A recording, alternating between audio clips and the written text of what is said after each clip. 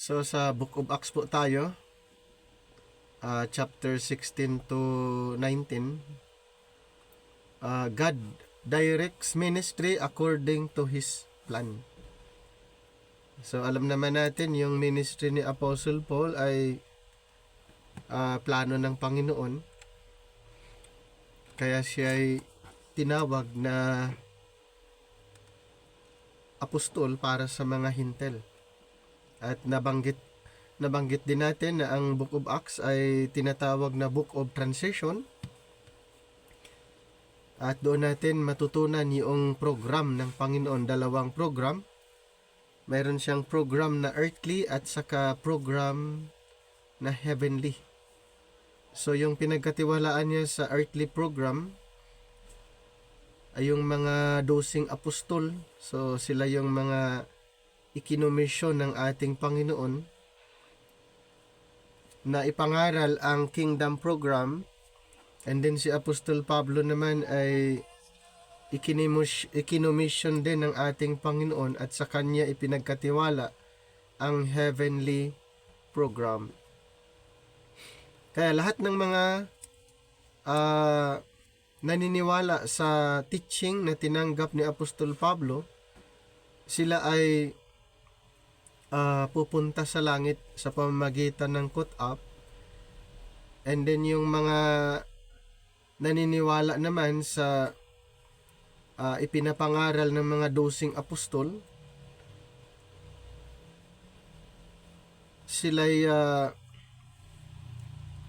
maninirahan dito sa lupa. Kaya ang hinaantay nila yung second coming. So during the transitional period, may dalawang program na nag-operate. Kingdom program at saka grace program. Pero after Acts 28, nag-stop yung kingdom program. Kaya ang program na nag-operate ngayon ay grace program. Kaya hindi pwede na may dalawang klaseng believers or dalawang klaseng mananampalataya. Dapat isa lang. Ang tawag sa mga believers na yun ay yung grace believers or tinatawag na church, the body of Christ. Kaya nga kung naunawaan ang turo na ang programa na nag-operate ngayon ay grace program, so walang mag-aaway na mga group of denomination or yung mga tinatawag na believers kung alam nila na ang programa na nag-operate ngayon ay isa lang. So dapat walang mga tinatawag na yung conflict. Noon nagkaroon ng conflict during the time of Paul kasi mayroong kingdom program at grace program. Pero after Acts 28, isang programa na lang, yung grace program, ang nag-operate. Hanggang ngayon, habang hindi pa nangyayari ang rapture or caught up, iisang programa lang ang nag-operate sa panahon ngayon na dapat ang lahat ng mga believers ay magkakaisa. Kung sila naniniwala na under grace, ang kanilang ipinangaral ay grace, ipinapangaral nila ang salvation by grace, dapat magkakaisa. So, bakit may mga iba't ibang group of denomination na hindi nila maunawaan yung grace teaching? Dahil ang pagkakaalam nila na yung ministry ng mga apostle ay hanggang ngayon nag-operate. Hindi nila na unawaan yung Book of Acts ay mayroong program na nag-transition hanggang ito'y nag-stop temporary. At yung programa na yan ay ang kingdom program. So, paano kung hinamiss nila yung programa, itong grace program? Doon pa rin sila na natili sa kingdom program. Doon sila nakafocus sa programa na yon. Na itong programang ito ay nag-stop temporary. So yun yung malaking problema. Dahil ang nag-operate na programa sa panahon ngayon ay ang grace program. Kaya salvation by grace. Na ito'y nakabase naman sa complete work ng ating Panginoon. Hindi nung siya'y ipinanganak. Hindi issue nung siya'y ipinanganak. Ang issue ngayon yung kanyang ginawa sa cross. So yun yung isa sa mga dapat natin na maunawaan, kasi pag hindi natin maunawaan ang programa ng Panginoon, ang tendency, kinukuha natin ang mga katuruan na hindi na applicable under the dispensation of grace. Ang mangyayari, kinukuha at inaangkin natin yung mga katuruan na para sa mga Israelites. So dapat pag-aralan ang Bible rightly divided. Bakit? Para makita at malaman mo kung anong programa ka naging bahagi or nasa anong programa ka kasama. So hindi pwede na lahat ng nasa Bible ay angkinin mo na applicable para sa iyo. Hindi po ganoon. Dahil mayroong teaching ang Panginoon, mayroong dealings ang Panginoon na hindi kakasama. So mayroong time pass, mayroong dealings ang Panginoon under the time pass, under the but now, and under the ages to come. Kaya nga ang goal natin, maunawaan ang Bible. Kaya hindi enough na sasabihin ang turo mo ay biblical. Hindi enough na ang katuruan mo ay sabihing biblical. Dapat dispensational. Dapat dispensational. So, dapat maunawaan natin ang Biblia. So dito sa chapter 16 ay naka-record ang pangalawang mission or second missionary journey ni Apostol Pablo, at ito'y nakafocus lamang sa Macedonia and Philippi. And then expanded the gospel to Europe. So Macedonia, dito sa Acts 16 ito nakafocus doon siya sa Macedonia, Philippi, and then later on expanded the gospel to Europe. So in Acts 16 1-3, then came he to Derbe and Lystra, and behold, a certain disciple was there named Timotheus, the son of a certain woman which was a Jew or a Jewish, and believed, but his father was a Greek, which was well reported of by the brethren that were at Lystra and Iconium.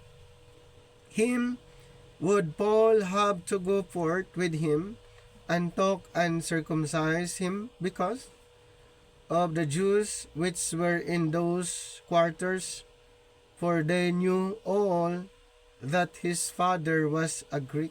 So, saan si Timotheus? Saan na-encounter or nakilala itong si Timotheus? Doon sa Lystra. Nung pumunta si si Pablo doon sa Lystra at doon si Timothy. Kaya Paul meets Timothy in Lystra, a young disciple whose faith is well regarded. Then later on, Timothy is circumcised to avoid offending Jews on the journey. Kasi nga napagkaalaman nga natin na itong si Timoteo ay mayroon siyang blood na Hudyo, at according to their customs or tradition na kailangan na ma-circumcise, at yun nga ang nangyari, yun ang ginawa. So si Timothy ay na-circumcise. Timothy becomes Paul's co-worker. Kaya pumunta si Pablo doon for the second time sa Lystra, at itong si Timothy ay napaka kumbaga naniniwala sa sinasabi or ipinapangaral ni Apostol Pablo, and later on becomes Paul's co-worker in ministry, showing the importance of mentorship and partnership in the gospel. Ayan si Timothy, sumasama siya kay Apostol Pablo habang nagtuturo si Pablo sa iba't ibang lugar. Sumama itong si Timothy, at later on siya ay nagiging faithful minister ng ating Panginoon and becomes Paul's co-worker. Then in chapter 16, 6-10, now when they had gone throughout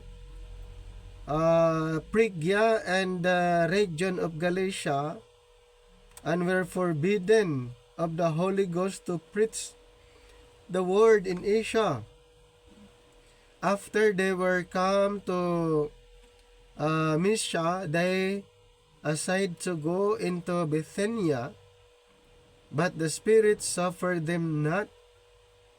And they, passing by Mysia, came down to Troas, and a vision appeared to Paul in the night. There stood a man of Macedonia and prayed him, saying, Come over into Macedonia and help us. And after he had seen the vision immediately, we endeavored to go into Macedonia, assuredly gathering that the Lord had called us for to preach the gospel unto them. So Paul and his companions are prevented by the Holy Spirit from preaching in a certain areas, Asia and Bithynia. And then in a vision, a man of Macedonia pleads, Come over to Macedonia and help us. So Paul interprets this as God's call to preach in Europe, marking the beginning of European mission work. So yun yung may instruction na tinanggap si Pablo. So ano kaya ang makukuha natin na lesson dito? So God directs ministry according to His plan. So mayroong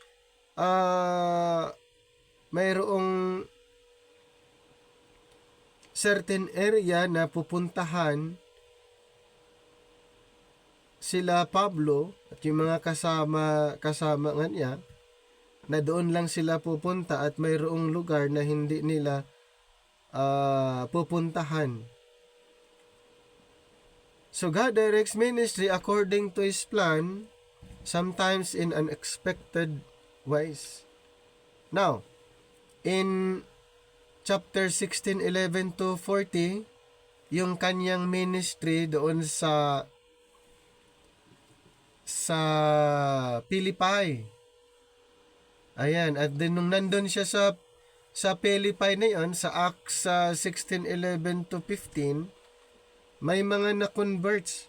Dito sa verse 11, Therefore, loosing from Troas, we came with a straight course to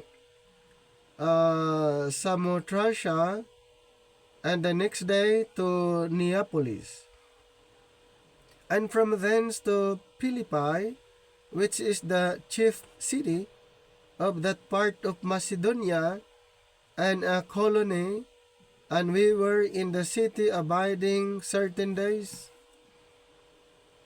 And on the Sabbath we went out of the city by a riverside, where prayer was wont to be made.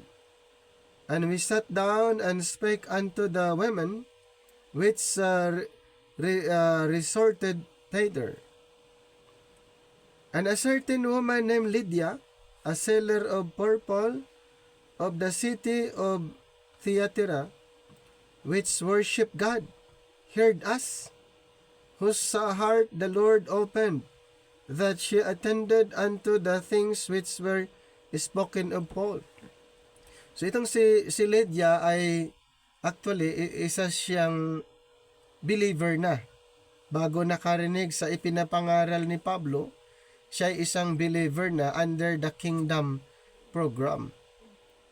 So, siya ay naniwala sa ipinapangaral ni Apostol Pablo. Lydia, a seller of purple cloth, listens to Paul's preaching. Anong nangyari? Siya ay naniniwala along with her household. Naniniwala siya sa ipinapangaral ni Apostol Pablo, pero actually ang background niya, isa siyang kingdom believer. Kasama yung pamilya niya. And then nung pumunta si Pablo sa Philippi, nagturo ng grace, si Apostol Pablo, grace message, at ito namang si Lydia with her household naniwala.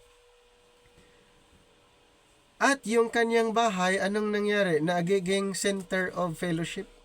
Doon na ginagawa yung church gathering sa bahay ni Lydia. So mayroon ng tinatawag na house church noon pa, mayroong house church. Kasi nung na-convert itong si Lydia, along with her household, and then ginawang center ang kanyang bahay, at doon na sila nagkaroon ng fellowship. Ayan. Then casting out the spirit of divination dito sa Acts 16 to 18. So nasa pa rin, nasa Philippi pa rin si Pablo. At sa verse 16 to 18, ito po ang nangyari. Verse 16, and it came to pass, as we went to prayer, a certain damsel, possessed with a spirit of divination, met us, which brought her masters much gain by so saying. The same followed Paul and us, and cried, saying, These men are the servants of the Most High God, which shew unto us the way of salvation. Then verse 18, and this did she many days, but Paul being grieved, torn, and said to the Spirit, I command thee, in the name of Jesus Christ, to come out of her. And he came out the same hour. So, Paul cast out of spirit of divination from a slave girl who was following them, proclaiming a prophet-driven spirit. And her owners become angry because they lost income, showing the gospel ministry can face opposition. So, ang nangyayari pala ay dito sa yung tinatawag spirits of divination ay kumikita sila. And yung kinas out yung yung espiritu ni masamang espiritu na nasa babae, nawala sila ng income, yung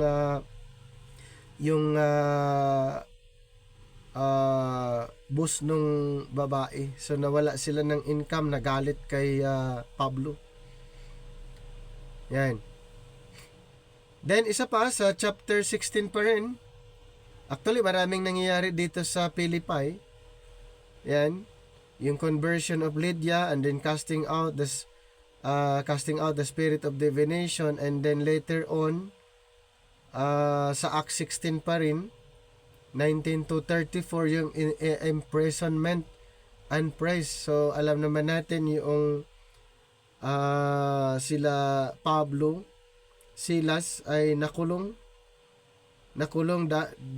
dahilan sa kanilang pagtuturo, at nung nandun sila sa kulungan ay nagpuri sila sa Panginoon. Dito sa verse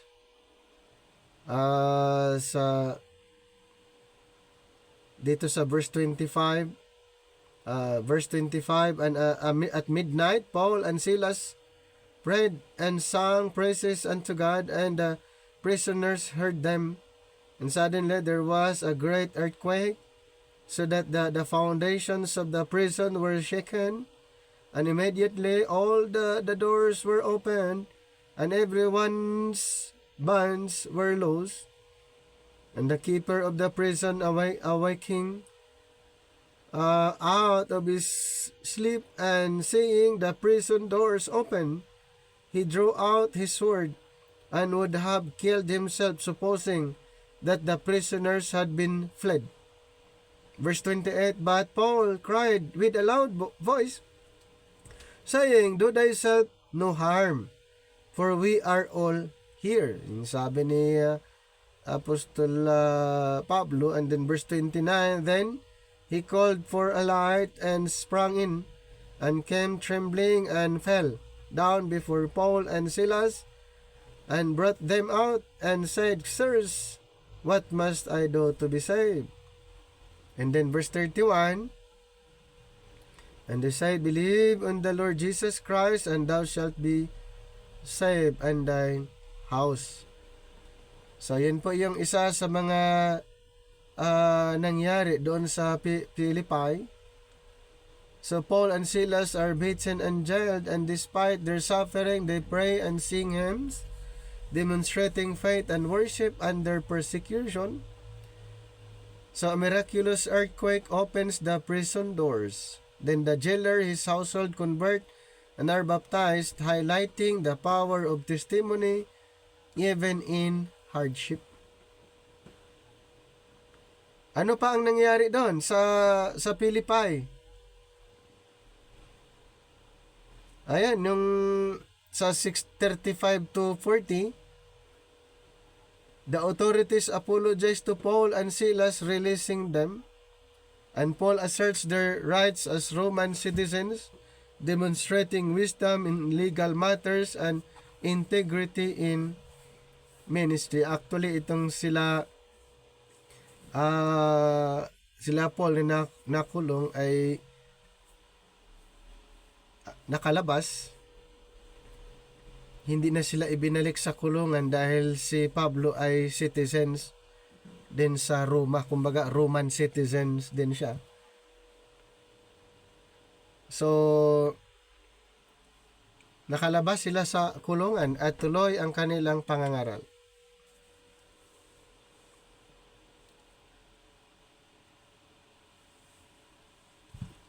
Then ano yung pinaka-tema dito sa chapter 16?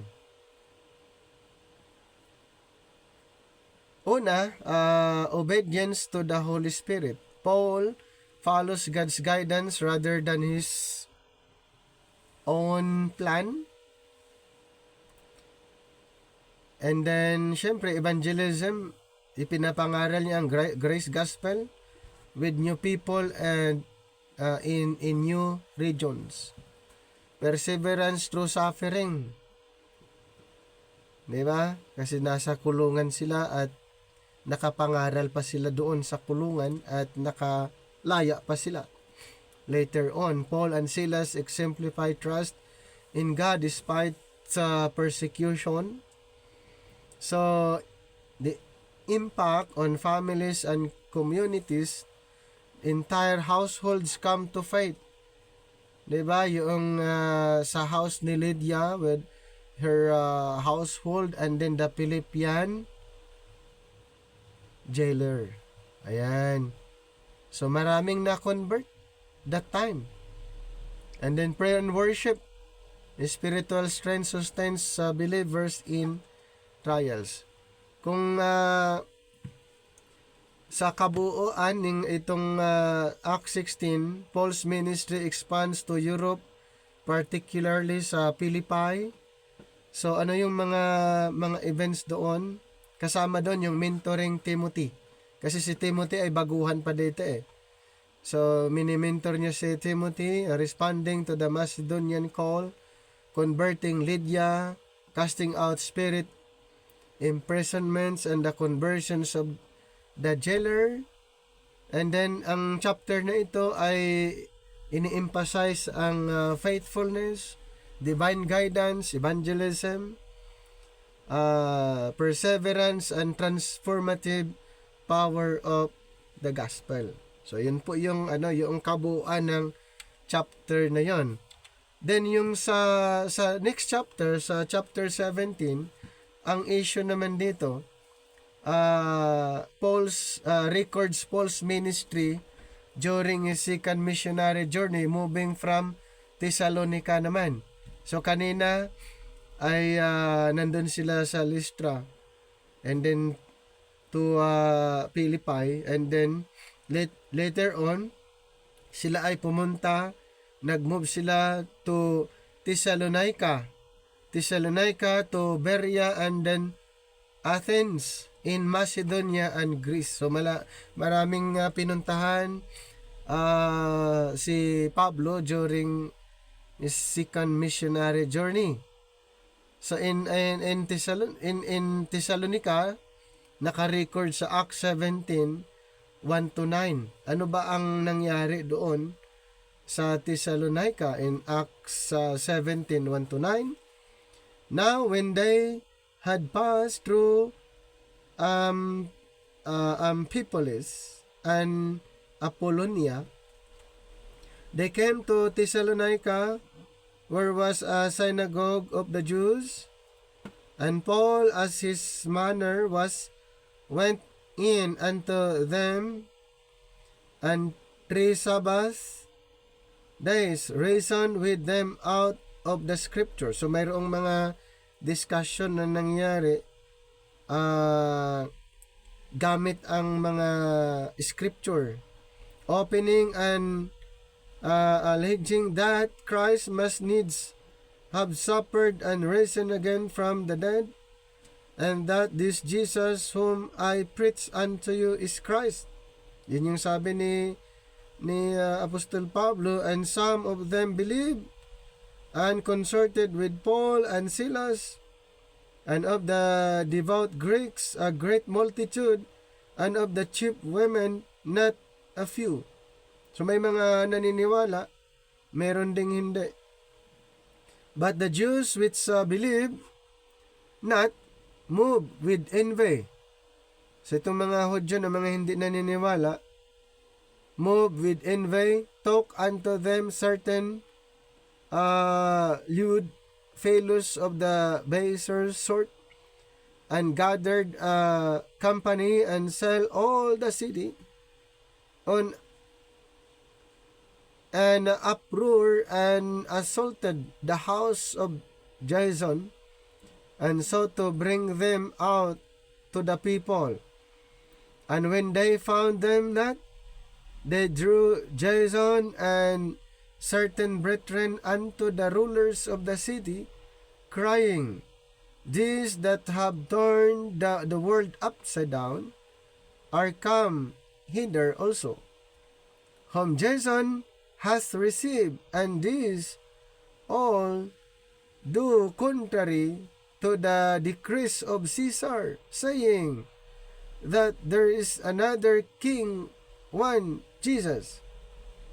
And they troubled the people and the rulers of the city when they heard these things, and when they had taken security of Jason and of the other, they let them go. So Paul preaches in the synagogue, reasoning from the scriptures that Jesus is the Christ.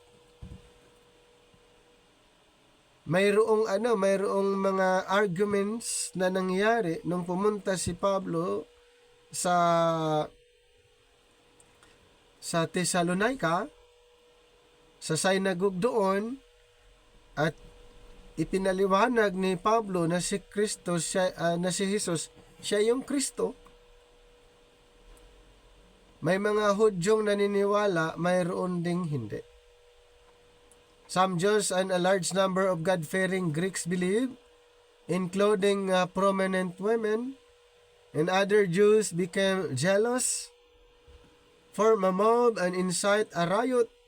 Ganun po yung yung kanilang binabalak, and Paul and Silas are forced to leave the city at night. Kasi magkakagulo na eh. Ang nangyari, si Silas at Paul, kinagabihan, umalis na sila sa syudad. Ano yung makukuhang lesson natin? God's word can convert hearts, but gospel ministry can also force opposition and persecution. Pumunta ngayon sila sa Berea naman. From Thessalonica and then Berea. Sa Acts 7:10, basahin lang natin yung start sa 10 hanggang 15. And the brethren immediately sent away Paul and Silas by night unto Berea. Saan sila galing? Galing sila ng Thessalonica. Umalis sila doon sa Thessalonica dahil nagagalit yung mga Hudyo sa kanila. Then, pumunta sa Berea. Ayan. Homecoming thither went into the synagogue of the Jews. These were more noble than those in Thessalonica, in that they received of the word with all readiness of mind, and searched the scriptures daily, whether those things were so. Therefore many of them believed, also of honorable women which were Greeks, and of men not a few. But when the Jews of Thessalonica had knowledge that the word of God was preached of Paul at Berea, they came thither also and stirred up the people. And then immediately the brethren sent away Paul to go as it were to the sea, but Silas and Timotheus abode there still. And they that conducted Paul brought him unto Athens, and receiving a commandments unto Silas and Timotheus for to come to him with all speed, they departed. Ganun po yung yung scenario. Ang tindi po yung mga na-experience nila Pablo. Bereans are described as more noble because they examine the scriptures daily to confirm Paul's teaching. Ang kagandahan naman dito sa mga taga Berea ay sinasaliksik nila araw-araw yung scriptures at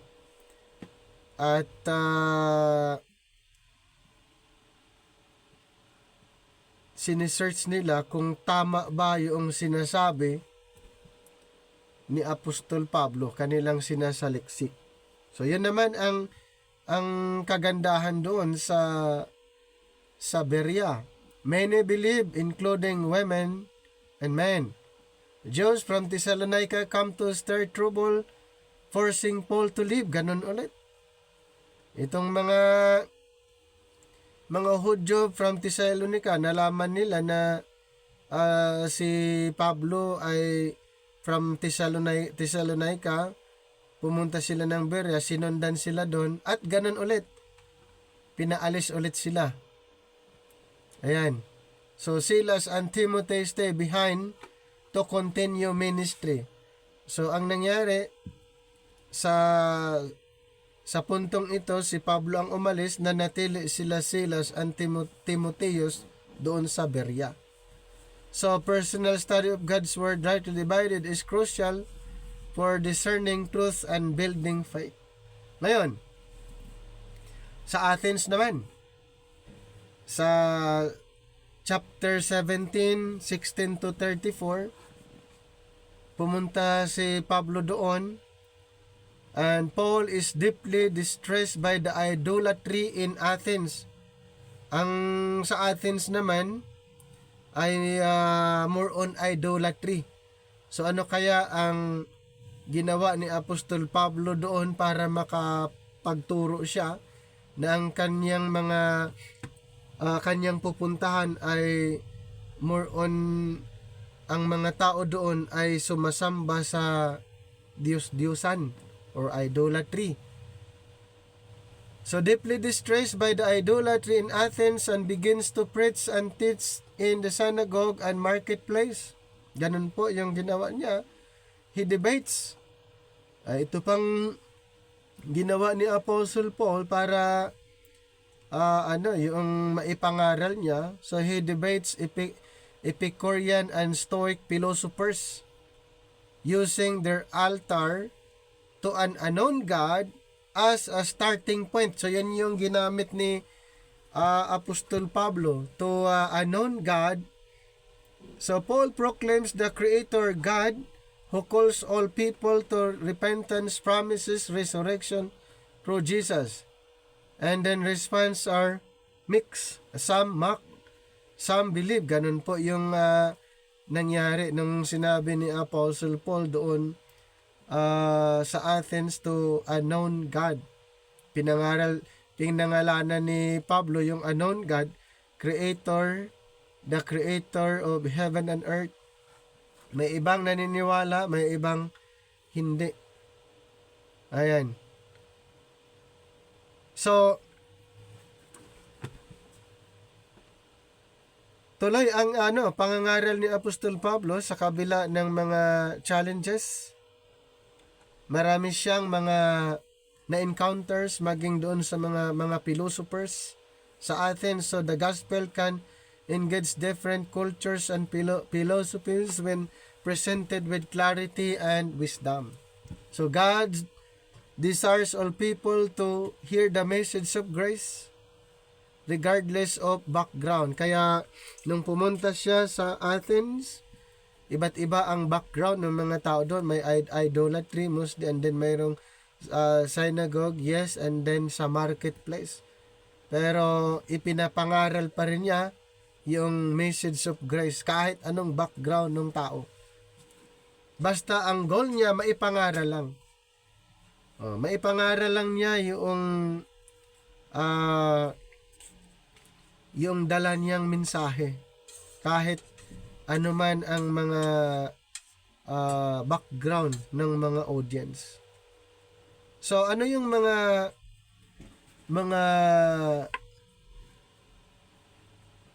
tema na makikita natin dito sa Acts 17? Una, faithful preaching of the grace gospel. Ayan, at isa nga dito si Apostle Paul, talagang napaka-faithful niya na ipapangaral yung grace gospel sa kabila ng mga challenges. Di ba? Pumunta siya sa Thessalonica, nangaral, pinaalis siya, pumunta siya ng Berea, pinaalis siya, pumunta siya ng Athens, kaharap niya yung mga philosophers doon. At nangaral siya maging sa synagogue, maging sa marketplace. At minamak, pinagtatawanan, yung iba naniniwala. So ganun. So faithful preachings of the gospel of grace or the grace gospel. Paul consistently teaches Christ, reasoning from scriptures. And then number 2 is spiritual discernment. Believers should verify teachings with the word. Kaya spiritual discernment. Alam ni Apostle Paul kung ano yung tama o mali, ano yung mga dapat niyang ipapangaral, at alam niya kung sino yung mga audience niya at kung ano ang approach ang gagamitin niya. And then cross-cultural evangelism, dahil nangaral si Apostle Paul sa iba't ibang lugar. Hindi lang sa isang lugar, nangaral siya sa iba't ibang lugar. Effective ministry may involve addressing different world views. Then, perseverance amid opposition. Na-discourage ba si Pablo nung nakaharap niya ang mga iba't ibang problem, challenges sa pangangaral? Hindi. Hinarap niya yon. At ipinangaral niya kahit sino yung kanyang mga audience ay binaliwala lang niya basta kanyang ipangaral ang katotohanan.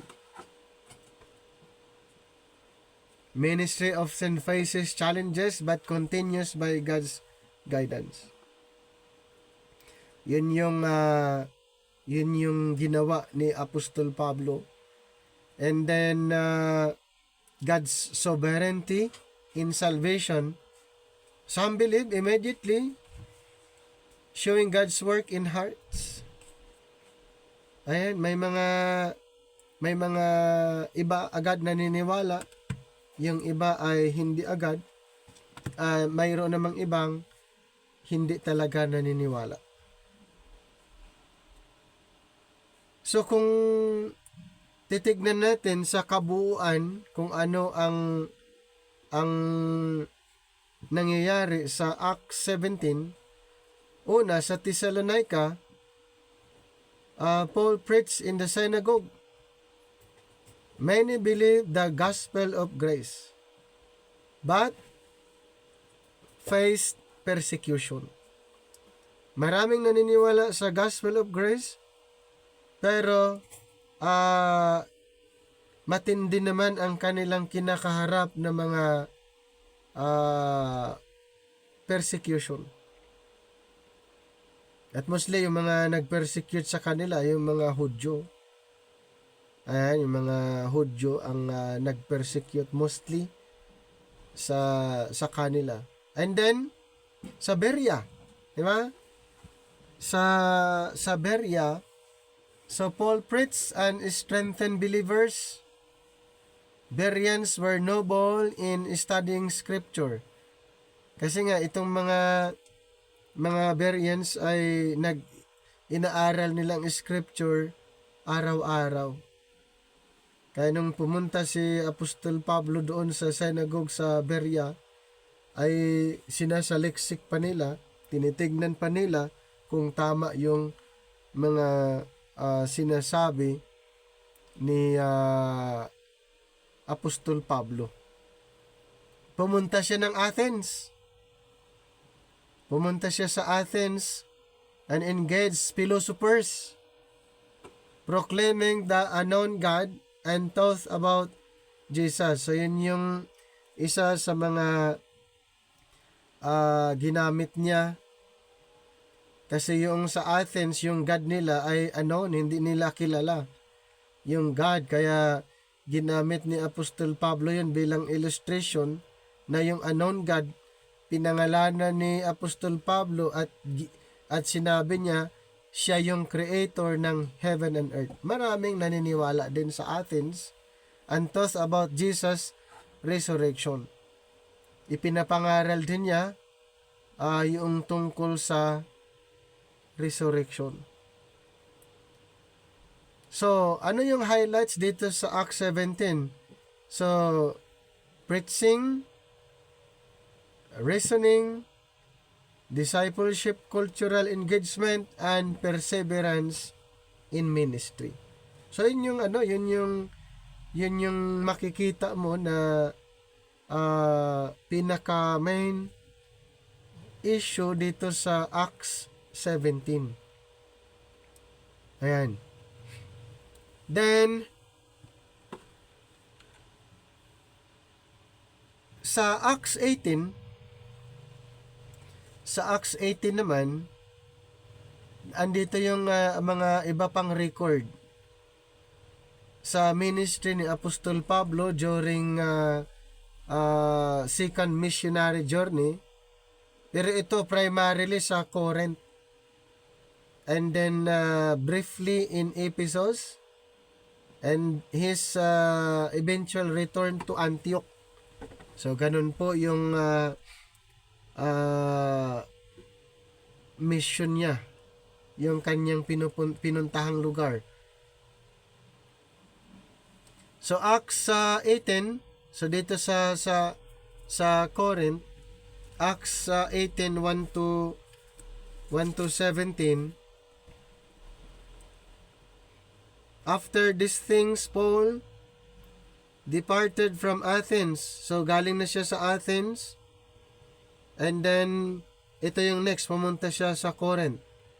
And found a certain Jew named Aquila, born in Pontus, lately come from Italy, with his wife Priscilla, because that Claudius had commanded all Jews to depart from Rome, and came unto them. And because he was of the same craft, he abode with them and wrote, for by their occupation they were tent makers. And he reasoned in the synagogue every Sabbath, and persuaded the Jews and the Greeks.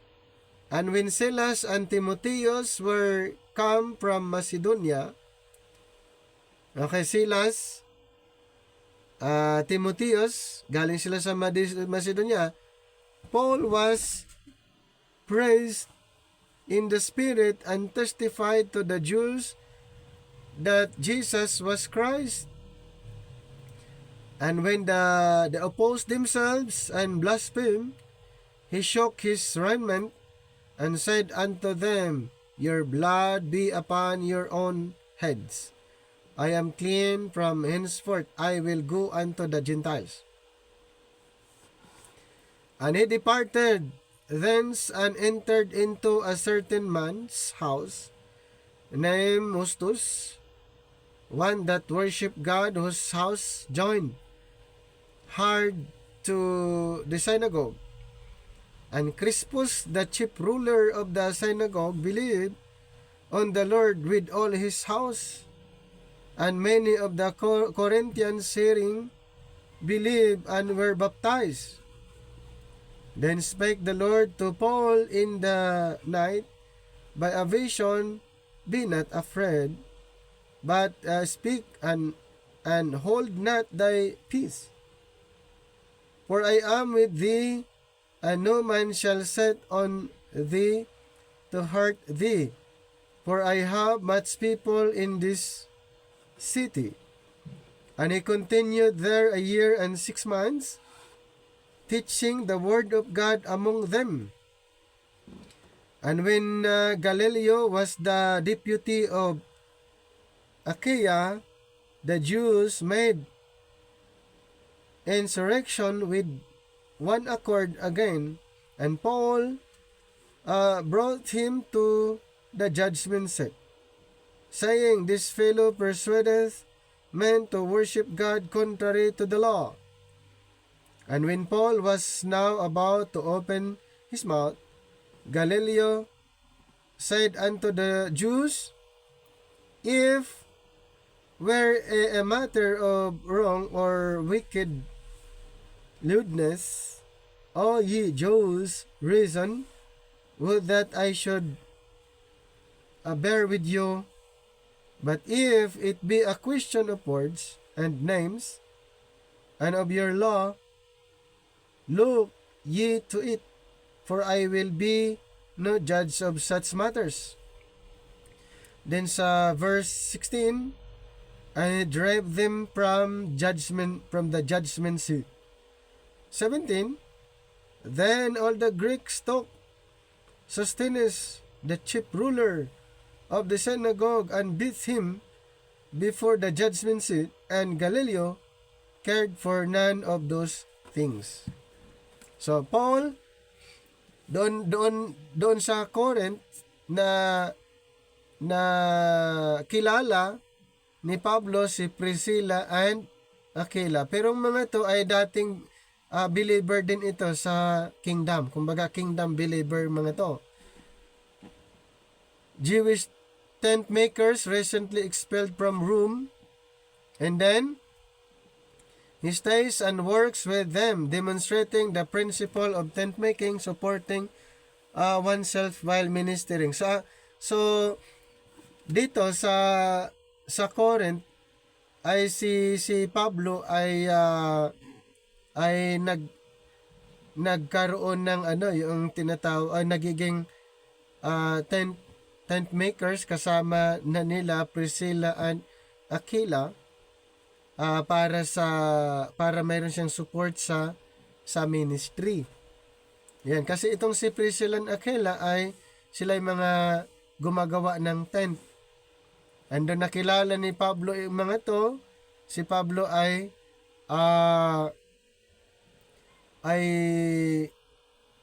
nakapaggawa din ng tent na isa sa mga ginagamit din niyang pang support sa kanyang ministry. So Paul preaches in the synagogue every Sabbath. So pumupunta si Pablo, napapansin niyo sa lahat ng pinupuntahan ni Pablo sa Sabbath, sa synagogue, at itinataon niya during Sabbath kasi nandoon yung mga Hudyo na gather during Sabbath, at si Pablo pumunta at nagtuturo siya or nagpreach siya doon, persuading both Jews and Greeks. So nagtuturo siya, gusto niya na maniwala sila sa kanyang ipinapangaral, maging mga Hudyo o mga Hintel. God encouraged him in a vision to continue boldly, promising safety and success. Okay? So Paul remains in Corinth for ilang months? 18 months. Matagal siya dito na nagtuturo nung pumunta siya sa Corinth. At habang siya na may gumagawa ng tent, 18 months siya doon. Mas matagal siya dito. Okay? Mas matagal siya dito na nagtuturo. Pumupunta siya every Sabbath. Ayan. At nangaral. So, Paul remains in Corinth for 18 months. Establishing a strong church. Some Jews oppose him. May mga iba na ayaw sa kanya. But the Roman proconsul Galileo dismisses the case, allowing Paul to continue unhindered. Buti na lang nandun si Galileo at dinismiss niya yung case laban sa kanya at tuloy ang kanyang plano na mag-build ng church, mag-establish ng church doon sa Corinth. Meron tayong 3 lesson dito na makuha dito sa ginawa ni Pablo. Mayroong tinatawag na partnership in ministry. Sino yan? Sila Priscilla and Aquila. Strengthens the work. So naniniwala ito sa pangangaral o katuruan na ipinapangaral ni Apostol Pablo at nagiging kasama din niya. Okay? Naging kasama ni Pablo doon sa Corinth, sila Priscilla and Aquila. Pangalawa, God's guidance encourages boldness in preaching.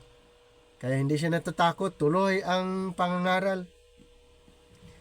And then mayroon siyang legal protection legal protection can provide opportunity for ministry. So mayroon siyang protection, tuloy yung pangangaral niya, at tumagal siya ng 18 months doon sa Corinth. Ayan. Then, mayroong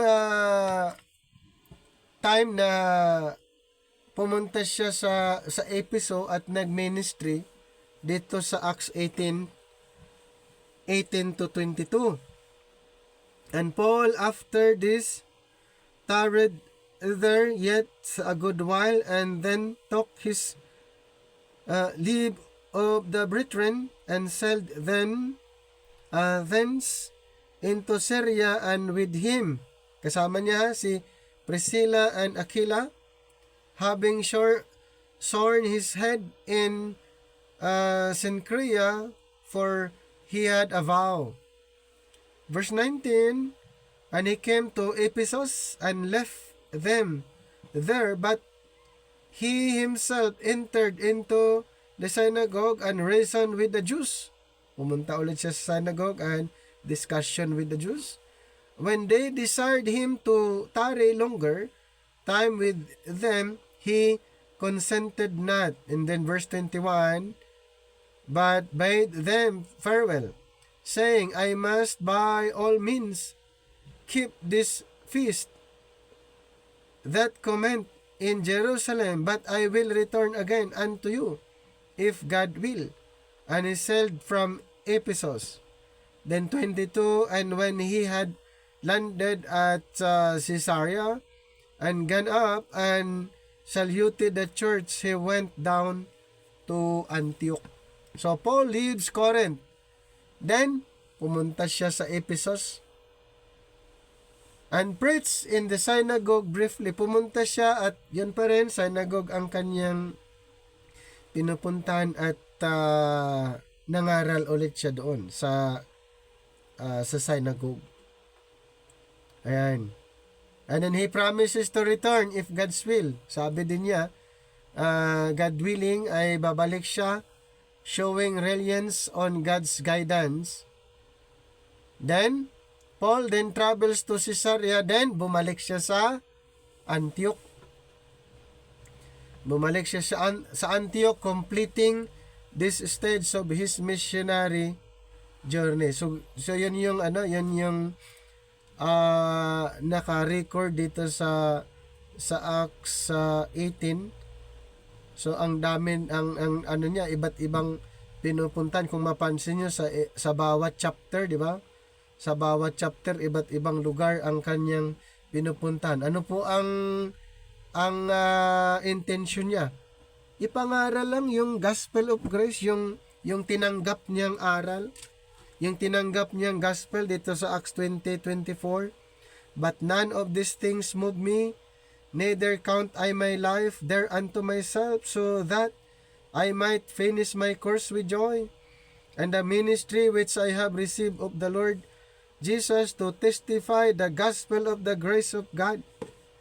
Yung kanyang tinanggap na mensahe, yung inirebeld ng Panginoon, sa kanya ay kanyang ipinapangaral sa iba't ibang lugar. Ano ba yung tinanggap niya? Dito sa Ephesians chapter 3, ito yung tinanggap niya na inirebeld ng Panginoon sa kanya, na kanya namang ipinapangaral. Kaya dito sa Ephesians 3, 1 to 3, for this cause I, Paul, the prisoner of Jesus Christ, for you Gentiles, if ye have heard of the dispensation of the grace of God, which is given me to you ward, how that by revelation he made known unto me the mystery, as I wrote afore in few words. Then number 4, whereby, when ye read, ye may understand my knowledge in the mystery, mystery of Christ. So, sa kanya ipinagkatiwala ang dispensation of grace. Sa kanya ibinigay ang gospel of grace. At ito po'y kanyang ipinapangaral kahit saang lugar, at dinidipinsahan niya, nakipag-discussion siya doon sa mga religious leaders sa synagogue, Kaya ipinapangaral ni Apostol Pablo ang gospel of grace sa mga synagogue, at may mga naniniwala, mayroong hindi naniniwala, at kahit sino yung kanyang audience ay kanyang ipinapangaral ang ebanghelyo na kanyang tinanggap. Mayroon pang mabasa na sa Romans 1:16 na to the Jew first. Kaya nga pumupunta siya sa synagogue dahil inuunan niya yung mga Hudyo, to the Jew first and then to the Greeks. For I am not ashamed of the gospel of Christ, for it is the power of God unto salvation to everyone that believeth, to the Jew first. Kaya pumupunta siya doon sa mga synagogue ng mga Jews, and then to the Gentiles, sa mga Gentiles naman ang next. Kung ayaw ng mga Hudyo, pupunta siya sa mga Gentiles at doon siya mangaral. Kaya nga sa Acts 28:28, nung hindi na tinanggap ng mga Israelites yung mensahe, ay sa Acts 28:28 sinabi, be it known therefore unto you that the salvation of God is sent unto the Gentiles, and that they will hear it. So ang nangyari po, salvation is sent unto the Gentiles.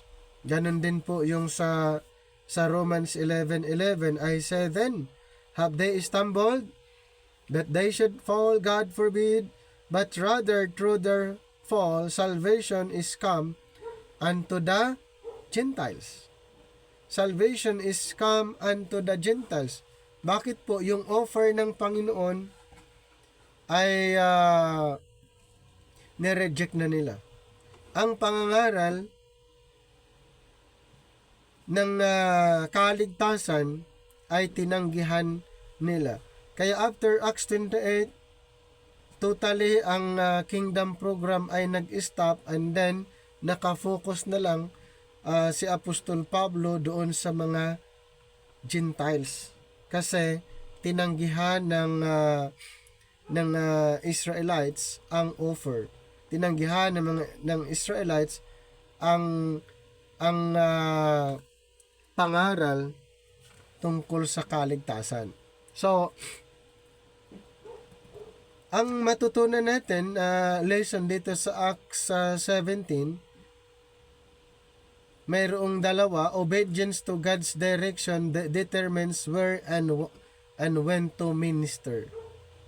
So, obedience to God's direction determines where and when to minister. At yun na ang ginawa ni Apostle Paul, and even brief encounters can sow seeds for future ministry. Kaya nung pumunta siya sa Ephesus, yan, itong si Apostle Paul, saglit lang siya doon sa Ephesus, and then after that pumunta siya ng Caesarea, and then balik siya sa Antioch. Pero may mga naniniwala doon sa Ephesus, kaya mayroong church doon sa Ephesus, sa Antioch, sa Corinth, sa Philippi. At marami pa na mga churches na na-establish doon. Sa mga pinupuntahan ni Apostle Paul ay may mga gatherings. Okay? May mga gatherings, may mga converts. At later on, sinulatan na lang ni Apostol Pablo yung mga established na mga churches, ay kanyang sinulatan. Later, nung siya na nakulong, sinulatan na lang niya yung mga believers noon. So, may apat na tema na pwede nating i-consider dito sa Acts 18. So, ang una is yung partnership in ministry. nung pumunta si Pablo nga sa Corinth, sino yung nagiging kasama niya doon? Sila Priscilla and Aquila. Ano ba yung background nila Priscilla and Aquila? They were tent makers. At si Apostol Pablo ay natuto din gumawa ng tent at nag-stay siya doon sa Corinth ng 18 months at isa yon sa mga ginagamit pang suporta niya sa kanyang mission.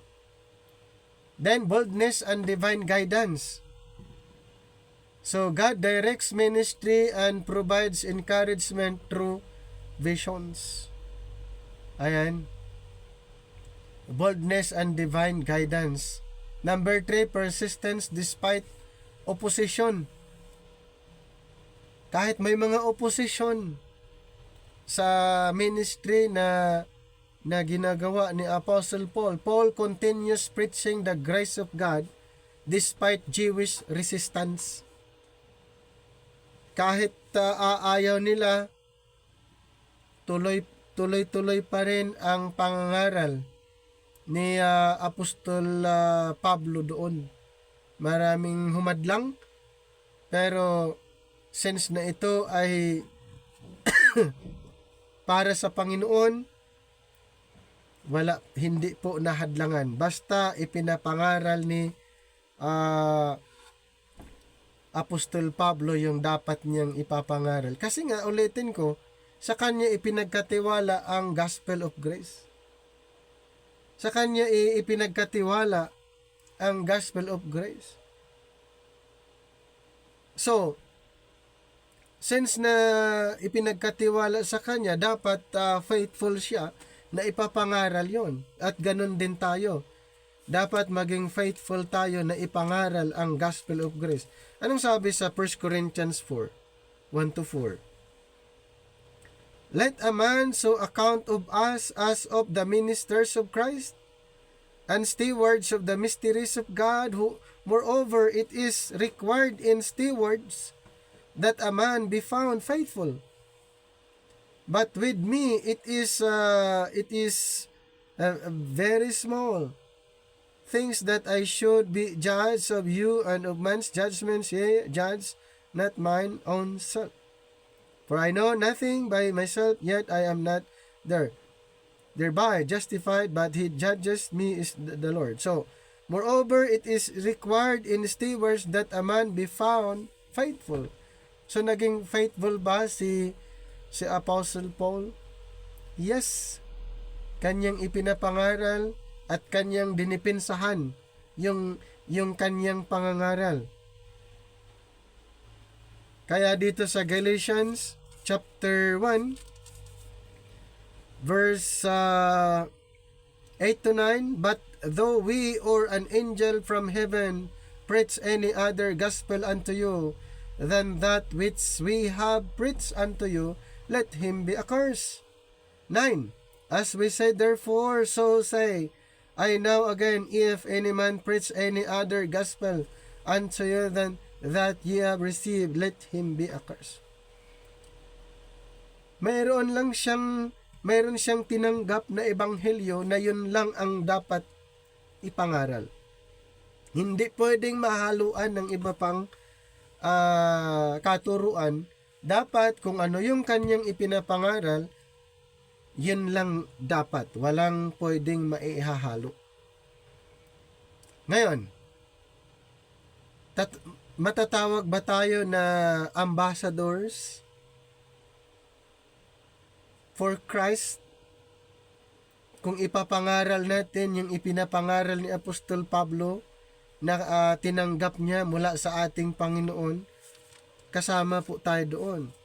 Lahat ng mga grace believers ay tinatawag na ambassador.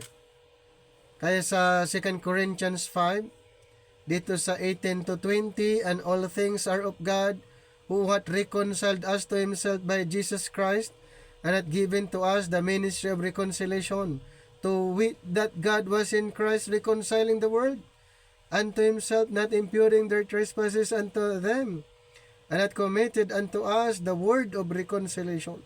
Now, then we are ambassadors for Christ, as though God did visit you. By us we pray you, in Christ's stead, be ye reconciled to God. So, part tayo sa ministering ito. Bilang si Pablo ang apostol natin, kung ano yung ministry niya, yun din ang ministry natin. Kung ano yung gospel na ipinangaral niya, yun din ang gospel natin. Dahil siya yung ating teacher, siya yung ating apostol, siya yung ating preacher.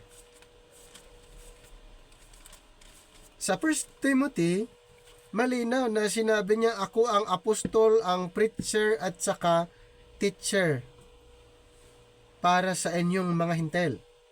Verse 7, whereunto I am ordained a preacher, an apostle, I speak the truth in Christ, and lie not, a preacher, a teacher of the Gentiles, in faith and verity. Ganon din sa 2 Timothy 1:11, whereunto I am ordained or appointed a preacher and apostle and a teachers of the Gentiles. Siya po. Kaya, ayaw niya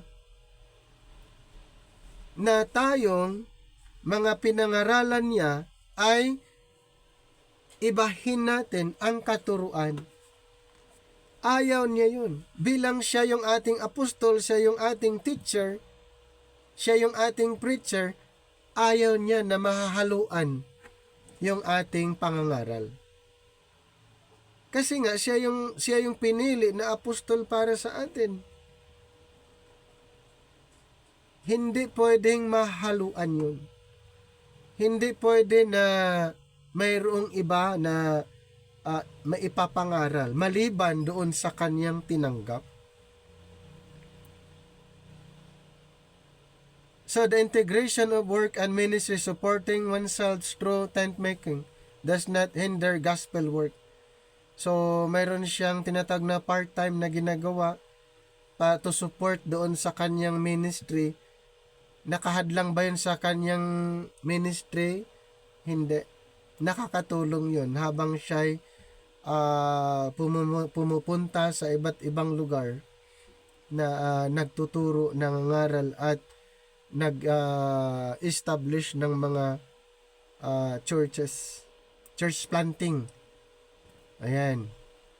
Extended stays 18 months. Corinth, si Apostle Paul allow for ambassadorship establishment of a local church. So, ganun po ang kanyang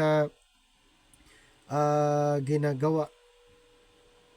Dahil mayroon siyang mission. Natanggap niya yung command ng Panginoon para sa kanya at yan po ay kanyang ginagawa.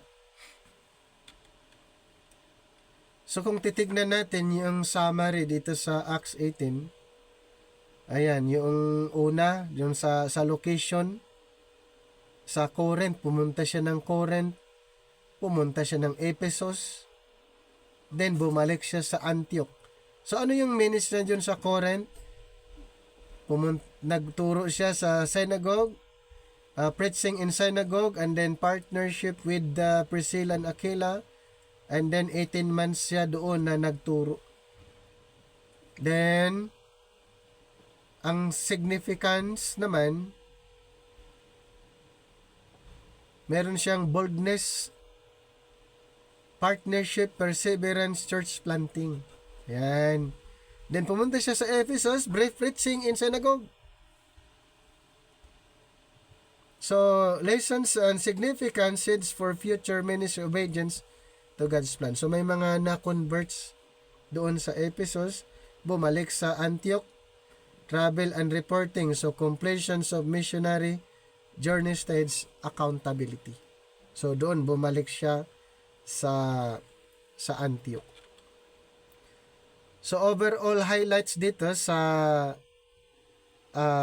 Acts 18 is strategic ministry, partnership, bold preaching, perseverance under oppositions and reliance on God's guidance, with the focus on establishing strong grace churches and yung mga ambassador. So ganun po yung mission na ginawa ni Apostle Paul during that time. Kaya napakaganda po yung ginawa sa kabila ng mga na-encounter ni Apostol Pablo at doon sa mga kanyang kasamahan, pero hindi yan naging hindrance. Mas lalo siyang nagpapatuloy na nangangaral. Pumupunta siya sa iba't ibang lugar at ang purpose lang, maipangaral niya ang grace gospel at maka-establish siya ng mga grace churches habang siya nasa mission. Okay? So sana po mayroon kayong naunawaan dito sa presentation natin sa Book of Acts from chapter 16 to chapter 18. At ay tuloy natin yung mayroon pang chapter 19. Sa chapter 19, okay, tuloy natin. Ayan, may chapter 19 pa tayo. So, dito sa chapter 19 naman, the primary location is Ephesus. Yan, doon siya sa sa Antioch, bumalik siya sa Antioch. Dito sa chapter 19, the primary location is Ephesus naman. An important city in Asia Minor, known for its temple of Artemis, Diana, and cultural influence. Paul stays there for about 2 years naman. Mas matagal siyang nag-stay doon sa Ephesus. Di ba kanina short lang siya doon sa Ephesus. Bumalik siya sa Antioch and then later on pumunta siya ng Ephesus at nag-stay siya ng 2 years. Teaching and performing miracles. So nag-ano siya ng mga miracles dahil alam naman natin sa Acts ay part pa ng transitional period. So may mga miracles pa siyang ginagawa. So sa Ephesus ministry niya doon dito sa Acts 19:1-7, may na-encounter niya yung mga disipulo ni John the Baptist. Nandun. So Paul meets some disciples who had only received John's baptism. Ayan, na-meet niya yung mga disipulo ni John the Baptist, yung mga nakatanggap sa John's baptism. Pag sinabing John's baptism, ibig sabihin nabautismuhan sila sa tubig. And he explains that Jesus is the Holy Spirit giver and they are baptized in the name of Jesus. So later on, dito sa Acts 19, puntahan natin sa Acts 19 Sa Acts 19 ay binautismuhan sila ni Pablo, pero hindi sa tubig. Dito sa verse 3, and he said unto them, what then were ye baptized? And they said, unto John's baptism. Ibig sabihin, water baptism. Number 4, then said Paul, John verily baptized with the baptism of repentance, saying unto the people that they should believe on him, which should come after him, that is on Christ Jesus. Then, binaptize sila ni Pablo dito sa verse 5. When they heard this, they were baptized in the name of the Lord Jesus. So, ganun po yung ginawa ni Apostle Paul. So, Paul lays hands on them and they received the Holy Spirit, speaking in tongues and prophesying. So, ano yung lesson dito? The full understanding of Christ and the Holy Spirit is essential for spiritual maturity during sa time nito sa Acts 19. And then, sa Acts 19:8-12, ito po, mayroong mga miracles na nangyari. Miracles and demonstration of God's power. So Paul preaches boldly in the synagogue for 3 months. So 3 months siyang nangaral doon sa synagogue. Then in a lecture hall called the School of Tyrannus for 2 years. So 2 years siya na nangaral doon sa School of Tyrannus. At sa synagogue naman 3 months siyang nangaral doon. So God performs extraordinary miracles through Paul, including healing the sick and casting out evil spirits. Maging handkerchiefs and aprons touched by Paul heal the sick and drive out evil spirits according to Acts 19. Ang tindi po na kaya niyang magpagaling ng mga may sakit at yung mga na demon possessed ay natutulungan din. Drive out evil spirits. So, God confirms the gospel through miracles and demonstrations of power doon sa Acts 19:13 to 20, increasing faith and credibility. So, opposition from magic practitioners dito sa Acts 19. Some Jewish exorcists attempt to use Jesus' name for profit. Parang may mga iba doon ng mga Jewish gagamitin yung pangalan ng Panginoon para sila'y kumita, but are empowered by evil spirits. Ginagamit lang nila yung pangalang Jesus, pero sila'y empowered by evil spirits. Many in Ephesus renounce sorcery and magic, publicly burning their books worth 50,000 silver coins. Ayan. So, the significant societal transformation occurs as people turn from superstitions to Christ. So, kaya sinunog yung mga books na yun regarding magic. Ayan. Ginagamit, may mga gumagamit pala sa pangalan ng Panginoong Hesus doon sa Acts 19 para sila'y kumita. So, true faith in Christ's complete work brings transformation, societal impact. And then sa Acts 19:21-41, mayroong nangyaring riot in Ephesus. At doon sila Demetrius, a silversmith, incites a riot because Paul's ministry threatens the idol threads of Artemis.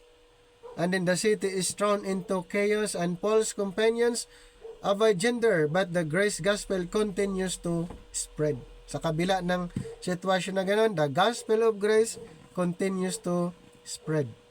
So the ministry can face economic, social, and cultural opposition, but God's work continues. So sa Acts 19, ito yung mga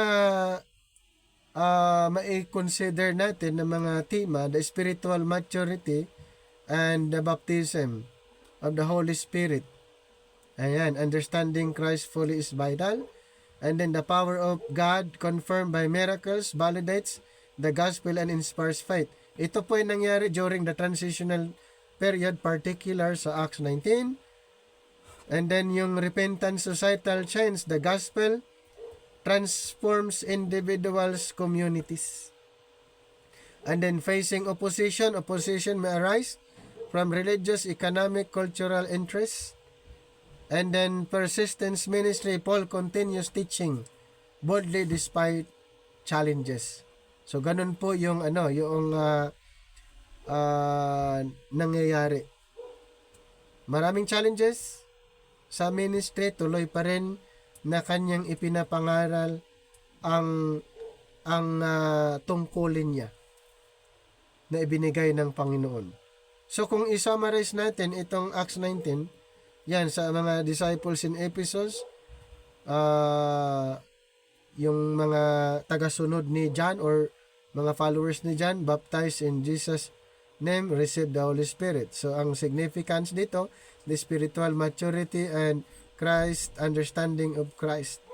Then, teaching in synagogue and school of Tyrannus. So, yung pinuntahan ni Pablo. Bold preaching and miracles. Then, the significance, God confirms the gospel and strengthens faith. Then, opposition from sorcerers. So yan, the renunciations of magic, societal transformation. Then repentance, turning Christ brings real change. And then riot in Ephesus, cultural and economic opposition. The ministry may face threats but gospel continues. Kahit may mga hindrance na pwedeng magpatigil sa ministry ni Apostle Paul, pero tuloy ang ministry. May mga threatenings, may mga banta sa kanyang ministry, pero tuloy pa rin siyang nangaral. So ganun po ang mission ni Apostle Paul.